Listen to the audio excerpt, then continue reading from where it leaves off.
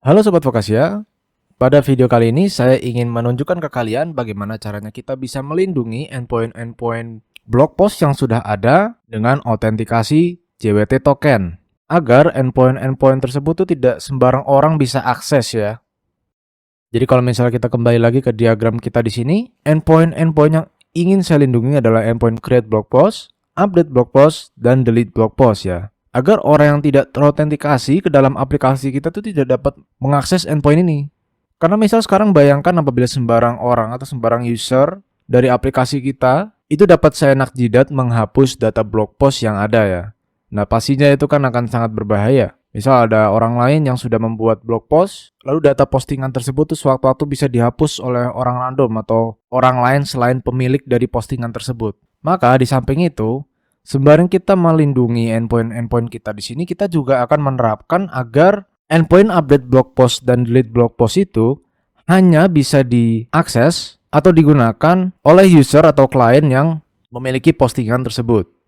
Kembali lagi ke dalam aplikasi server API kita di sini, pertama-tama yang saya ingin lakukan adalah membuat sebuah middleware baru, ya, yang kita beri nama checkout.js seperti ini. Lalu di paling atas ini kita akan import verify access token dari utility token manager yang sudah kita buat pada video-video sebelumnya ya.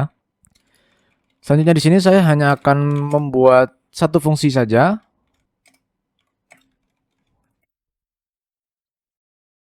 Yang gunanya itu untuk mengambil token, bearer token dari header request authorization. Ya, jadi nanti klien itu akan menyisipkan token yang sudah didapat dari endpoint login sebelumnya itu pada request header authorization. Jika ada atau jika didefinisikan token bearer tersebut, maka kita ingin mengambil data token itu saja seperti ini. Dimana seperti yang saya contohkan sebelumnya, isi dari header authorization apabila kita menggunakan bearer token itu kan seperti ini. Authorization, bearer, lalu dilanjut dengan tokennya. Dimana di sini saya ingin split masing-masing katanya di dalam bearer token tersebut untuk hanya mengambil tokennya saja. Jadi tidak mengambil kata bearernya di sini. Selanjutnya kita ambil payload dari token tersebut dengan menggunakan fungsi verify access token ya. Jadi sederhananya fungsi verify access token ini yang sudah kita buat sebelumnya itu tujuannya untuk mengupas isi dari token ini supaya kita dapat mengambil data atau payloadnya ya. Selanjutnya kita berikan object request baru yang berisikan data payload yang sudah didapat dari fungsi ini ke fungsi handler controller yang membutuhkannya. Jadi kita langsung saja panggil next di sini. Jadi object req user ini akan di-passing ke fungsi controller yang membutuhkannya. Selanjutnya apabila tidak ada bearer, maka kita kembalikan error atau response 401 yang berarti unauthorized ya, jadi tidak terotorisasi. Selanjutnya kita save file ini. Lalu kita kembali lagi ke route post di sini untuk mengimport middleware checkout. Lalu kita panggil middleware checkout ini ke endpoint-endpoint yang membutuhkannya ya. Pasti endpoint-endpoint yang terproteksi. Salah satunya di sini endpoint create blog post. Di bawah path-nya di sini kita panggil checkout. Lalu di update blog post juga checkout. Dan di delete blog post checkout. Nah, selanjutnya di sini mungkin kita save dulu file ini, lalu saya akan kembali ke file model post ya untuk melakukan sedikit perubahan terhadap struktur dokumennya di sini agar dokumen blog post ini dapat menyimpan data author atau data user yang membuat postingan tersebut ya. Kita tambahkan properti baru author. Dia itu isinya adalah referensi ke sebuah dokumen lain dari collection user seperti ini. Lalu yang pastinya kita bikin required true. Nah, ini adalah salah satu bentuk dari relasi antar dokumen pada MongoDB ya. Dimana di sini saya hanya menyisipkan ID-nya saja, yang secara otomatis MongoDB atau Mongoose itu akan mereferensikan ID ini sebagai ID dokumen user ya. Jadi bentuk relasi ini adalah bentuk relasi MongoDB yang dinamakan reference ya. Karena kan kalau kita ingat pada materi-materi sebelumnya kan ada dua tipe, embedded dan references. Kita save file ini lalu kita kembali lagi ke post controller untuk melakukan beberapa perubahan di sini ya. Misal pada control create post di sini, karena sekarang dia tuh sudah dapat menerima data user yang telah memanggil endpoint create blog post di sini berkat adanya middleware checkout, maka kita bisa ambil datanya itu dari rec user.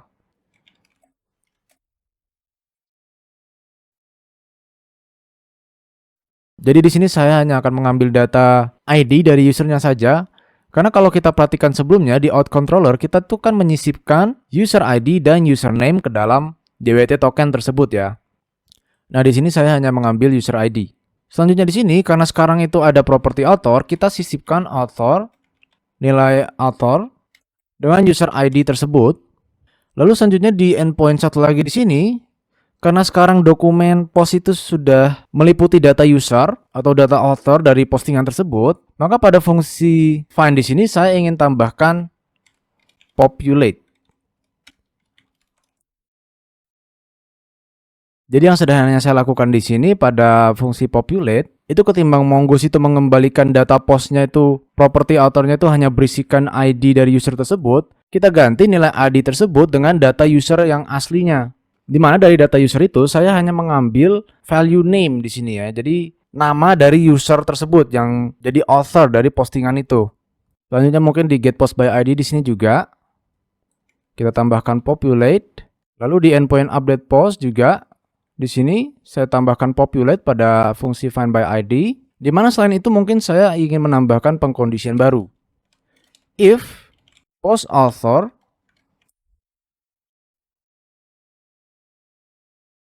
ID bukan sama dengan user ID yang kita bisa ambil dari rec user, maka kita akan kembalikan error atau response error 403 JSON message forbidden ya. Jadi apabila user itu tidak memiliki hak atau bukan author dari post yang ingin diupdate, maka kita kembalikan error response 403 forbidden ya, yang berarti dilarang untuk melakukan atau dalam kasus ini mengubah resource blog post tersebut. Nah, sama halnya juga untuk endpoint delete post di sini. Kita copy paste saja seperti ini, lalu di sini kita ambil juga user ID-nya dari rec user. Lalu kita save file ini dan jalankan server API kita. Nah, jika sudah kita jalankan seperti ini, maka seperti biasa langkah selanjutnya kita ingin testing pada Postman. Kembali lagi ke endpoint blog post kita. Di sini, misal kita coba dulu nih untuk mengeget semua post yang ada. Dimana untuk sekarang di sini data postingan saya itu kosong ya, belum ada isi apa-apa. Dimana sekarang mungkin saya akan lanjut coba membuat sebuah postingan baru, misal tanpa gambar. Kita send. Nah, maka sekarang kita dikembalikan sebuah respons nih yang bertuliskan unauthorized seperti ini ya. Nah, itu kenapa? Karena kita tuh sudah berhasil memproteksi atau melindungi endpoint create post di sini dengan autentikasi JWT ya. Dimana seperti yang saya sudah sebutkan sebelumnya, kita tuh ingin menambahkan header authorization terlebih dahulu. Jadi apabila kalian pergi ke tab authorization di sini, lalu di auth type-nya di sini kalian bisa pilih bearer token seperti ini. Dimana sekarang itu kita diminta untuk menyisipkan token JWT kita di dalam sini ya, agar server API kita tuh nanti tahu apakah request yang akan kita kirimkan di sini tuh datang dari pengguna yang sudah terautentikasi atau belum ya. Nah, cara mendapatkan tokennya di sini bagaimana apabila kita itu belum terautentikasi ke dalam aplikasi kita? Nah, sama seperti sebelumnya, kita bisa menggunakan endpoint login user di sini. Yang pastinya kita ingin membutuhkan sebuah data akun user yang sudah ada di dalam database. Misal sebagai contoh di sini kan sebelumnya kita sudah membuat akun dengan email john@gmail.com dan password 13 seperti ini. Dimana kalau kita send, nah maka dia kalau berhasil itu akan mengembalikan akses tokennya ya. Kita bisa copy saja di sini akses tokennya.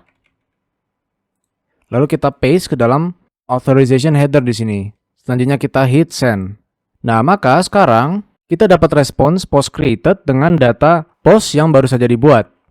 Dimana kalau kita lihat di sini ya, data author-nya itu hanya berisikan ID dari user yang membuat blog postingan ini ya. Jadi author-nya.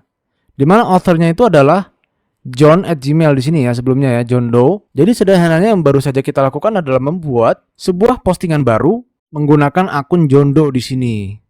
Ya karena kan kita menggunakan akses token John Doe yang berisikan data John Doe ya. Nah, jadi data author yang disimpan di dalam database itu hanyalah ID-nya saja ya dan bukan keseluruhan data author-nya seperti misal nama atau username-nya dan lain sebagainya ya. Dimana sekarang kalau kita kembali lagi ke endpoint get post di sini, kita send lagi. Nah, sekarang kita lihat bahwa data author yang diberikan di sini itu sudah berisikan ID user beserta namanya ya. Nah, mungkin kalian bingung di sini kenapa kok beda ya data blog post yang sudah dikembalikan di sini dengan data blog post yang sudah dikembalikan pada endpoint get post di sini. Nah, itu karena di dalam fungsi handler get post di sini kita sudah mendefinisikan fungsi populate di sini. Jadi sederhananya dia akan mempopulasikan semua atau beberapa data yang berrelasi dengan postingan ini berdasarkan ID referensinya ya. Dimana ID referensi dari property author di sini kan mengarah ke sebuah data user. Maka dari itu kita sudah sebenarnya berhasil di sini untuk memproteksi atau melindungi endpoint create post di sini. Mungkin selanjutnya kita coba endpoint update post. Di sini image-nya kita matikan dulu saja. ID ini juga kita ubah dengan ID blog post ini. Lalu kita send. Nah, dia sama juga nih di sini dia akan mengembalikan unauthorized karena kan kita belum menyisipkan token autentikasinya di sini ya. Kita bisa langsung saja di sini set bearer token, kita copy di sini, kita paste, lalu kita hit send. Nah, maka sekarang post sudah berhasil terupdate ya, diupdate. Mungkin sekarang saya ingin membuat test case lagi nih. Anggap apabila ada seorang user baru yang mendaftarkan akunnya ke dalam aplikasi kita, namanya Jendo, lalu kita set emailnya Jendo atau jane@gmail.com, kita save. Lalu sekarang anggap kita itu login sebagai Jendo di sini. Jadi yang emailnya dari John ke Jane, kita send. Nah, maka responsnya akan mengembalikan akses token yang berbeda di sini. Selanjutnya kita sisipkan akses token yang dari akun Jane di sini ke dalam authorization header endpoint update post di sini. Lalu kita lihat apa yang akan terjadi. Nah, maka sebenarnya si Jendo di sini sudah kita larang untuk mengupdate postingan yang bukan miliknya ya. Karena kan postingan ini dengan ID ini itu kan postingan milik si John Doe ya dan bukan si Jendo. Nah, makanya si Jendo ini tidak berhak untuk mengupdate postingan ini ya. Jadi dia tidak terotorisasi. Makanya di sini dikembalikan message forbidden. Sekarang mungkin kita coba delete post. Kita set ID path variables-nya di sini. Lalu sekarang juga mungkin saya akan login sebagai John Doe lagi ya.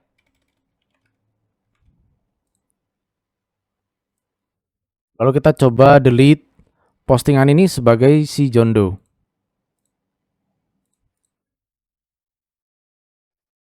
Nah, maka post sudah berhasil dihapus. Kita pastikan lagi di sini apakah data postnya itu sudah benar-benar tidak ada. Berhasil ya. Post not found seperti ini. Dan selesai juga penerapan endpoint yang terproteksi atau yang terlindungi pada API server kita di sini. Dimana untuk video selanjutnya kita akan mulai mengembangkan sisi front end-nya dari aplikasi kita di sini ya. Karena pastinya, karena kita baru saja mengubah struktur dokumen dari blog post di sini, pastinya di sisi front end kita tuh akan ada atau akan muncul banyak error ya. Nah, untuk itu pada video-video kedepannya saya akan mulai melakukan perubahan pada sisi front end-nya.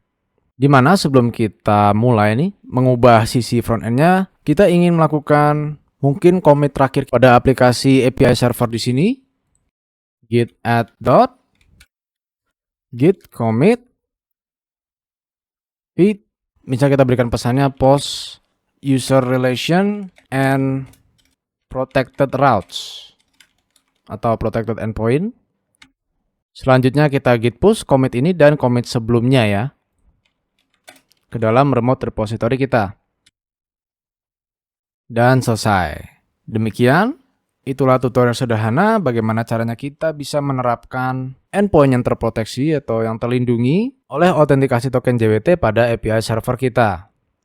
Sekian, terima kasih telah menonton dan semoga bermanfaat.